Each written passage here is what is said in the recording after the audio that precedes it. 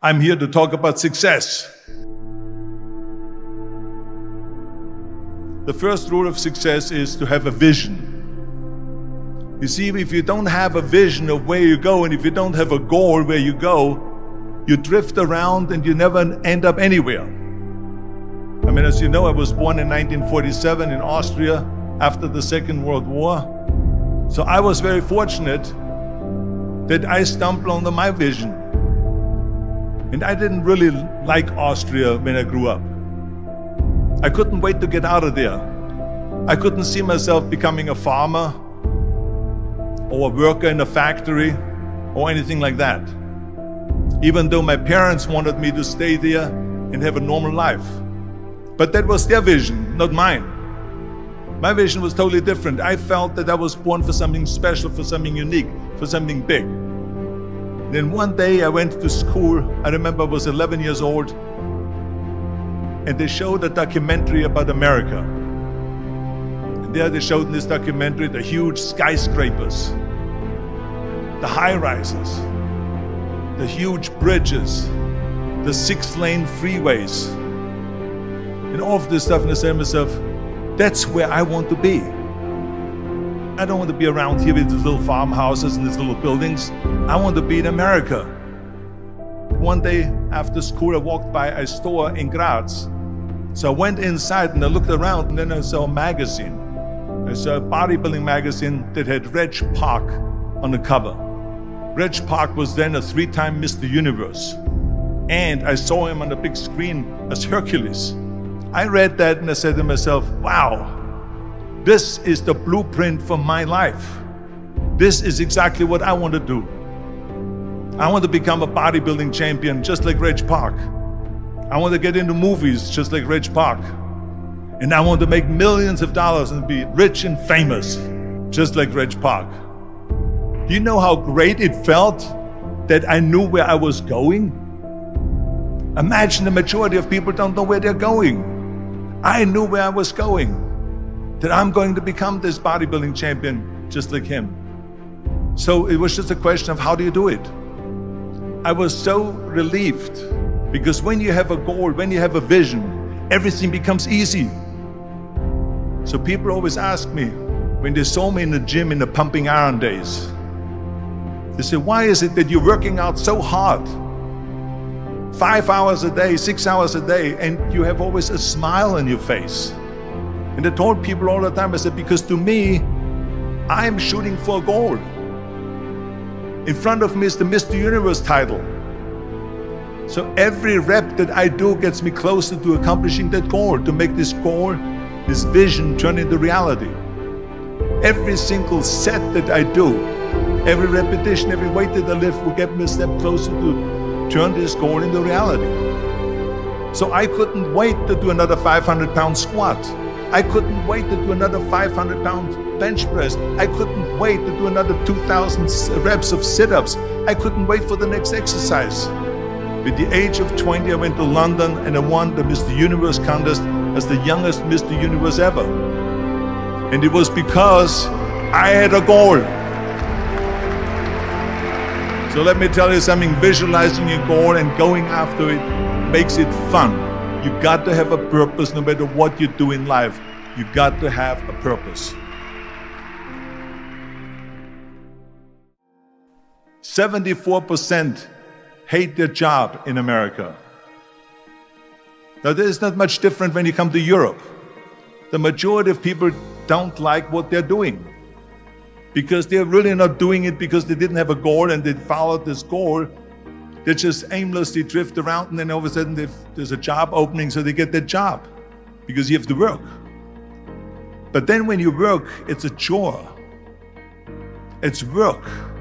It's not fun.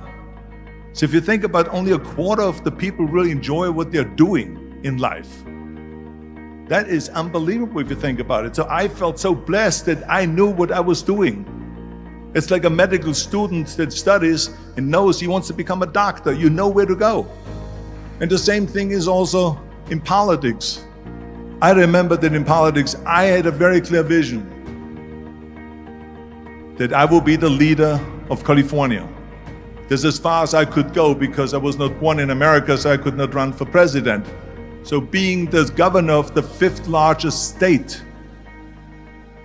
the largest state, the fifth largest economy in the world, was for me really the ultimate title, the ultimate accomplishment in politics. So even though people came up to me and says, why don't you go and run for something smaller, you're never gonna make it.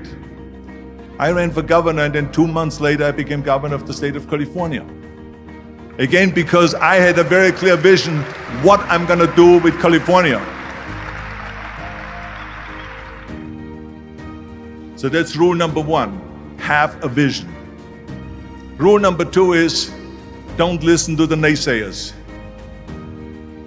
Don't listen to the naysayers.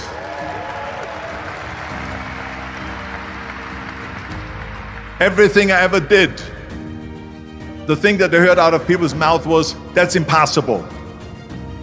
That can't be done. Or no. That is exactly what I heard, and of course I proved to the people that it can't be done. So whenever someone said to me, it can't be done, I heard, it can be done. When they said no, I heard yes. And when they said it's impossible, I heard it is possible. I'm a strong believer of what Nelson Mandela said, that everything is always impossible until someone does it.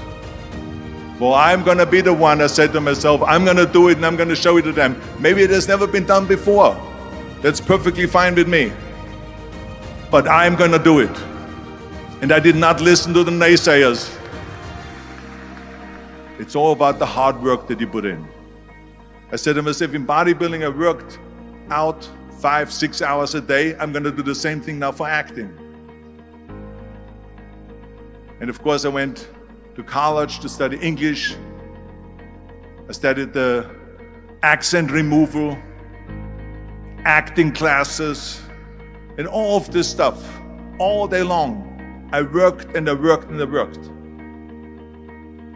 And within a short period of time, I made one movie called Hercules in New York, which of course went right into the toilet. But it didn't discourage me. I still had the same vision.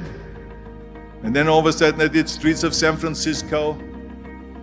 I did Stay Hungry and Pumping Iron and The Villain. And then all of a sudden I was asked by Dino De Laurentiis and by Universal Studio to star in Conan the Barbarian. And after I did Conan the Barbarian, the director at the press conference said to the press, the director was John Milius. He said to the press, if we wouldn't have had Arnold, we would have had to build one. So think about that. The very body that they said can never be sold because the time is wrong. A few years later, I'm doing Conan the Barbarian, and it was the #1 hit at the box office when it came out in the summer of '82. Think about that. And the director says, if we wouldn't have had his body, we would have had to build one. So all of a sudden, my body became an asset, not a liability. And the same thing was with Terminator. After we were finished filming Terminator, Jim Cameron said to the press, if Arnold wouldn't have had that accent and talked like a machine, I think the movie wouldn't have worked. So think about that. The body and the accent that they attacked was an asset. But I didn't listen to those losers. I didn't listen to them at all.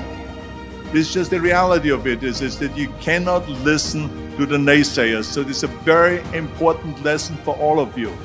So when someone says, no, this is a stupid idea, you in your mind, you don't have to say it, but in your mind just say this of you asshole. What do you know?